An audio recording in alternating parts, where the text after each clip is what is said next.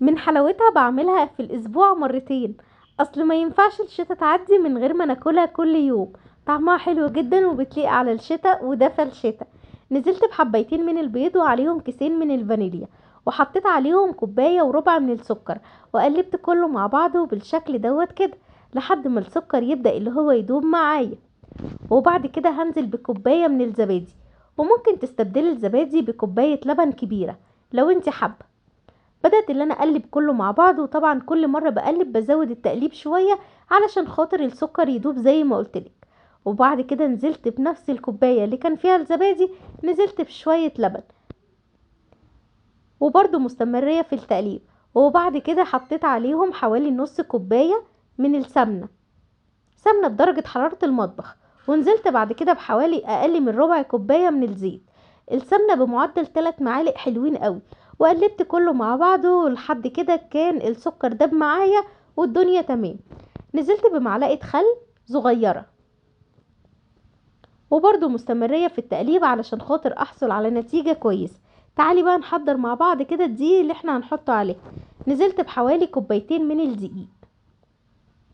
طبعا الدقيق انا كنت نخلاه قبل كده وانخله تاني علشان خاطر يخلي الكيكة بتاعتنا كده هشة وجميلة وزي العسل. بعد ما نزلت بالكوبايتين الدقيق هنزل بكيس من البيكنج باودر او الكيك شيف المتوفر عندك او خميرة الحلويات. وافضل مستمرية في التقليب بالشكل دوت كده. لو حسيتي اللي هي محتاجة شوية لبن حط لها او شوية مية مغلية، يعني بمعدل كده 3 4 معالق بس، هي مش هتحتاج اي حاجة. هتفضلي مستمرية في التقليب لحد ما كله يتخلط ببعضه والدقيق يختفي خالص. بعد كده هجيب معايا صينية الكيك اللي هتدخل الفرن. انا هنا هعملها في القالب اللي هو المستطيل دوت.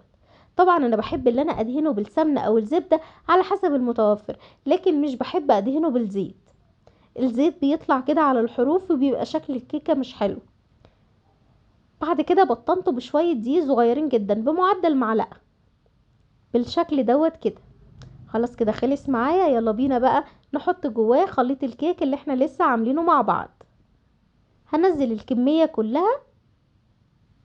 وطبعا في الوقت دوت انا كنت مشغله الفرن على درجه حراره 200. هدخل الصينيه على الرف الوسطاني، بس ههدي النار لحد ما اوصلها لحد 180، وهسيبها بقى تعيش حياتها لمده 30 دقيقه، وممكن كمان يبقى 35. بعد ما خلصت معايا تعالي نشوف كيكه الزبادي شكلها عامل ازاي. كيكه سهله وبسيطه وطعمها حلو جدا، وكمان النتيجه بتاعتها مظبوطه بالملي. المقادير اللي قلتلك عليها لو مشيتي عليها بالمظبوط هتديكي نتيجة كويس. يلا بسرعة قوليلي في الكومنتات بتحبي الكيكة سادة ولا بتحبيها بالزبادي او بالبرتقال. ان شاء الله نعملها مع بعض بافكار جديدة وحاجات متنوعة. عملت معاكم قبل كده الكيك العادي، كيك البرتقال، وعملنا كمان كيكة السيفن اب. هنعمل حاجات كتيرة مع بعض ان شاء الله الفترة اللي جاية.